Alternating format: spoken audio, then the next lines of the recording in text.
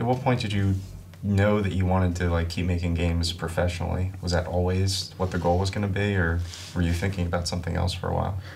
Yeah, I think when I was like really young, I said I wanted to be a cop or something. But I kind of always knew that I wanted to make games, and I said so in school to my like career counselor thing, and she said, "Oh, well, that's probably not going to happen." Yeah.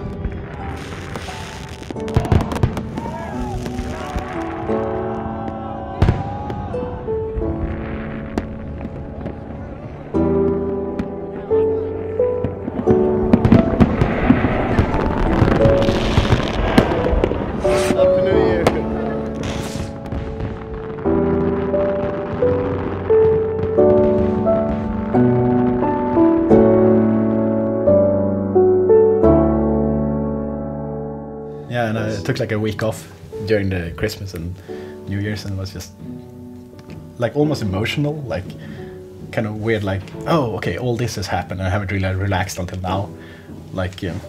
And then when I came back to the office, it felt really good. And just first thing I did was work like 12 hours.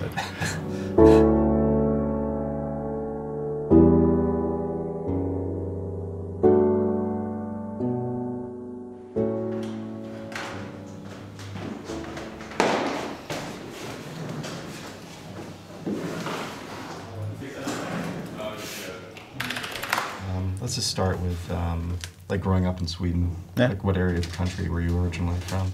Well, the first 7 years of my life I lived out in the countryside in a place called Edsbyn.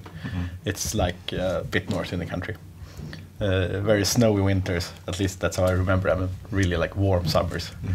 But we went out, like walked around in the woods, just getting lost basically. Yeah.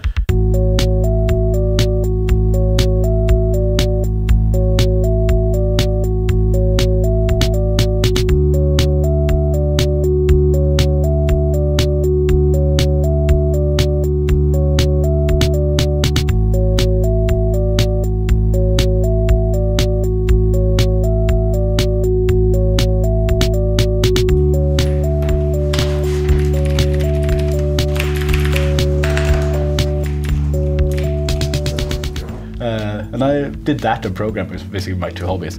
No, I've been programming since I was 8 or something. It was the first things I did was trying to make games. These days we have like schools for game programming and game design, so it's really grown a lot there. But I don't think back then we had anything like that. Yeah, so I had been working at King making games or programming games for quite a long time and doing games in my free time. So I left to make my own games, and the first thing I was going to do was just going to be like a 6 to 12 month project. And it kind of turned into what Minecraft is now fairly soon. But in the beginning it was, I mean, it was so basic. You can place blocks on other boxes or blocks, and so it's so yeah, I got to be there and look at it from the start. What was your first experience playing Minecraft? How were you introduced to it? Actually, that was before I met Marcus the first time. I played with my friend, and he had brought the swine flu from California with him, so we were both sick. I think we played for like 4 days without much sleep, and I had fever dreams about my buildings collapsing. But now that I think back of it, I don't understand why I didn't realize that this was going to be a huge success. To be honest, I really didn't understand the power of the game in the beginning. I think at the point where Marcus took me aside at the office and said, I really need to focus on this. And he told me about the success and you know, what kind of numbers he had. Then I realized that this is going to be something big. Succé med spelet Minecraft, berättar Stefan Jäger.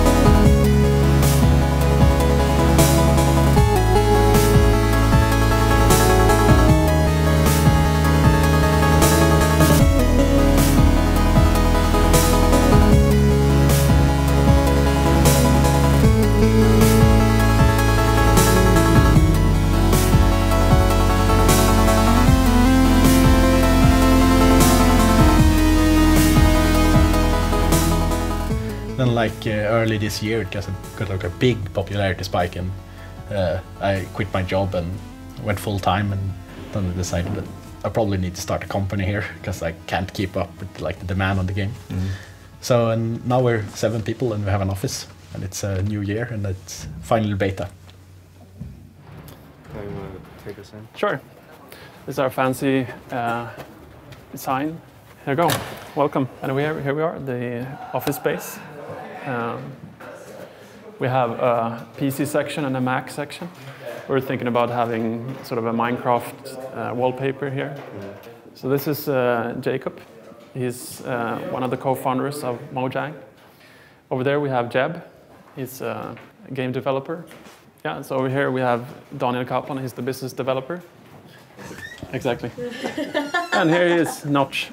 I'm sort of showing them around the office. And you are Notch. I am Notch. Yes. He's the reason why we're all here. Yes, I am God. Yes, that's right. I am not God. Did I say I'm God on camera? Yes, I think you did. Yes. We want to build a company that we can work at for a long time. It's not the kind of venture capital type of business that we want to build something quick and boost it and then sell it off. We want to build a company that we really like to work with and do it for a long period of time. Yeah, being able to be self-funded is the biggest advantage. A lot of people wanted to invest, but we didn't really need it, it's great because now we just own ourselves. You know, we haven't gotten any backup from any other big company or something like that. We haven't spent a single dime on marketing, and it has all been from people talking about the game on different blogs and in between friends. Even more so, I think when you read like on forums or things that the players, how they describe the game, it's pretty amazing to see. And you can see how, you know, it's not just numbers, they describe the emotion and how hooked they are, and I was playing all night again, I can't go to work, I gotta call in sick, I just gotta play some Minecraft first. Minecraft is an exploration and creative building game. It's a toy, I would say. You can build almost anything that you can imagine.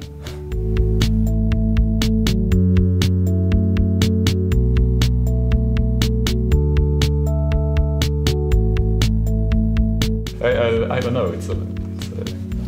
It's very inspiring somehow. It encourages people to use their own imagination. It's not linear at all. It's not, you know, go to this point and do this and go to this, but, you know, use your imagination and go wild and see what you can create. And I personally love that in games, and I've seen a lot of positive comments just about that fact in Minecraft, that, you know, for the first time in ages I got to use my imagination again. It's good. You know, I remember the first time I sort of stumbled across an underground cavern as I was mining, and just as I sort of cracked through the wall and came out into this, it was kind of like an underground river thing going on, and it was zombies and stuff, and the music kicked in just then, and it was like you couldn't have scripted a better moment, I think, in a game, and this happened by random, really, and that makes it more powerful, I guess, since it's your own. You say you have kids yourself. Mm. Do you try to play Minecraft with them, or? Yeah, I have with my daughter. Minecraft, as she calls it. Her English is so, but we do play it together. My other kid he's 2, so he's way too young. I tried to play Mario Kart with him. He sucks. Yeah, I love it when like people are playing with their kids, because it's. Because I've like played games as a kid and really had like this weird imagination combination with the game, and it's fun to imagine other kids having that with perhaps something I made.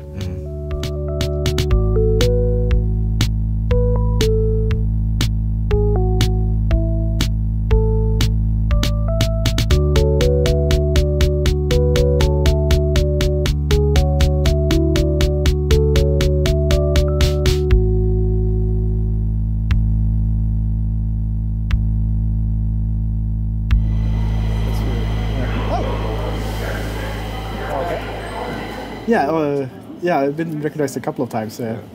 Like once just standing around with some friends, and once waiting for a train, this guy just walked up like, "Did you make Minecraft?" It feels really weird because it's like it's mostly like distant relatives have like suddenly contacted me on Facebook, like first time in like 5 years. It's like, "Wow, we read about you in a newspaper and stuff." Yeah, it's really weird. I just made a game. Well, I'm trying to make a game. It's not even finished. It's just It's winning all these awards. Still. yeah, it's crazy. It's not done yet. Yeah, it's crazy. PC Gamer Game of the Year from the PC Gamer UK is just crazy. Yeah, PC Gamer UK named it the Game of the Year. That's pretty impressive for a game that has been in alpha mode. Oh, if I stop. Yeah, I think it's a bit like it's a weird way of making a game. You just put it out and kind of keep working on it as you're making it. So it's kind of hard to say, is it released or is it not released? Kind of. Yeah, like how long? But like first of all, do we want to keep working on it for like 2 years before we release, or like 2 months, or? It's up to you until you run out of steam, I guess. Yeah, but like, what is the like final version? I don't even know. I just focus so hard on the beta. I try to make sure it's like, yeah, this is not the game. I'm just working on it, and you can play it while I'm making it. Kind of, hopefully. That's awfully bouncy. We have to decide what actually like the full version of the game is. That's kind of the first step, I guess. Then the next step is to do that. Finally, like being able to say this is Minecraft, have something you can look at and say this is the final version. Because I rarely finish my hobby projects. And now it's grown into a big company, so I should probably finish it. The new roadmap. Yes. We probably missed a bunch of things. But I think this is a good basis.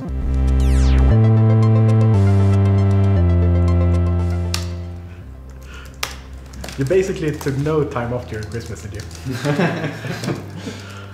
No, not really.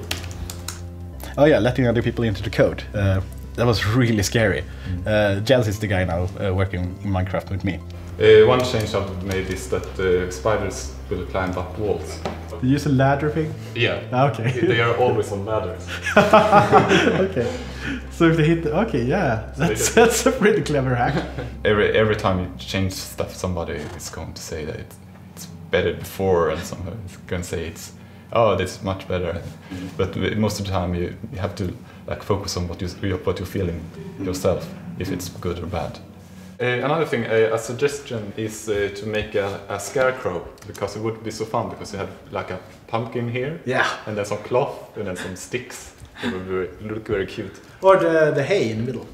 Ah, yeah, the hay, of course. Maybe you can use them like a target dummy for the creepers. Yeah, it would attract monsters.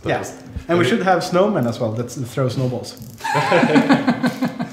It's like when I see like suggestions from the community, then I try not to add it, because it feels like I'm doing like just ask for things, then I add them, and it's not necessarily my like idea that's driving it anymore. But that's changing now, because Jens is adding stuff that he thinks works. But when I see it actually in the game and it makes sense, I kind of was much easier to just accept it. It worked a lot better than I thought it would. I think it's a matter of just letting go, I think, because it's good for the game. But the trap block was just brilliant. Yeah, right now it's really fun to add stuff to Minecraft, I must say. It's also fun to be part of this so early and really be with the core team. I don't know how big we're going to be in the future, but it's fun to be from almost the beginning. Yeah. Well, I started here 2 days ago on Monday. Went in, signed the contract, and just started working. Welcome to Mojang. I've got 600 followers on Twitter since Monday. I had a thread on Reddit discussing me. It's just an awesome place to be right now. It's like I catch myself walking down the street or just thinking that, there's not a job out there that I would rather have, that I would trade in for this.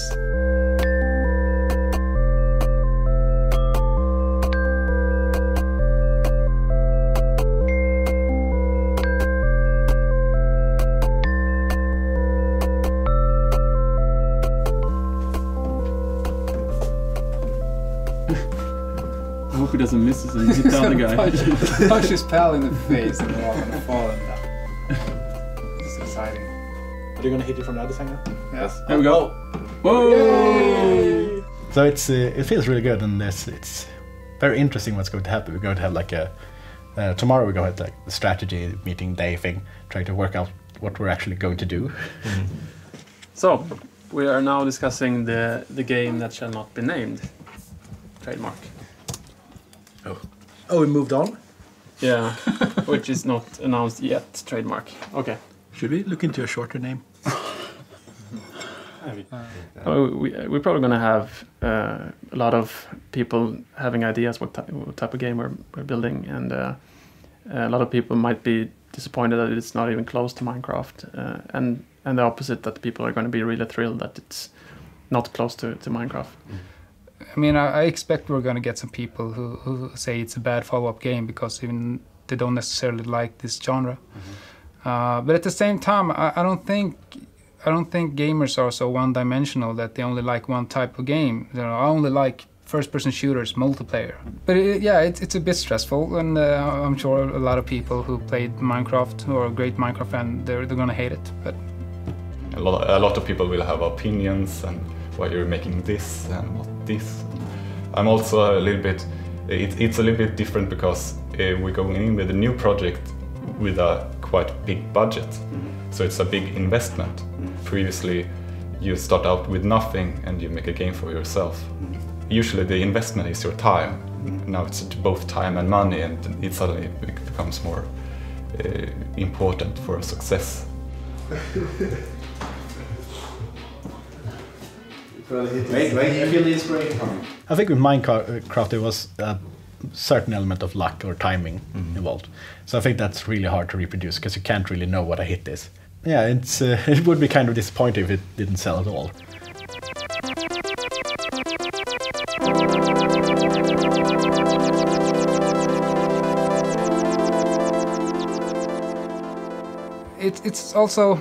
It's kind of like if you make the game that you want to play yourself, you know, then you can't really go wrong. It's worse if you try to adapt to a certain audience. You know, this is what we think they're gonna want. We don't necessarily like it this ourselves, but we think they're gonna want this. And you try to adapt your project after that, and then it's not a success. You're gonna feel like an ass, you know. So better do something that you love, that you like, and that you want to play yourself, and just, you know, cross your fingers that other people are gonna want to play it as well. That's kind of the philosophy. Hope.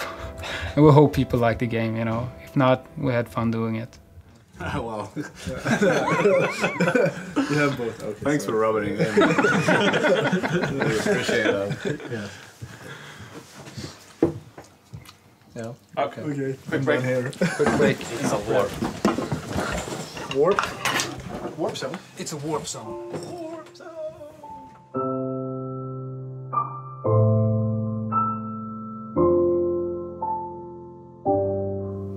And like, what are some of the most satisfying things that you still do every day when you come into work? Does it just still make you happy to just keep working on the game every day? Yeah, so far it is. We got another game, a big prototype, and it's really fun to think about that. But so far the most fun is when I can actually just work on Minecraft. And then we have more game ideas for the future, but I'm holding those off. I don't want to think about it too much because then I'd probably want to do them.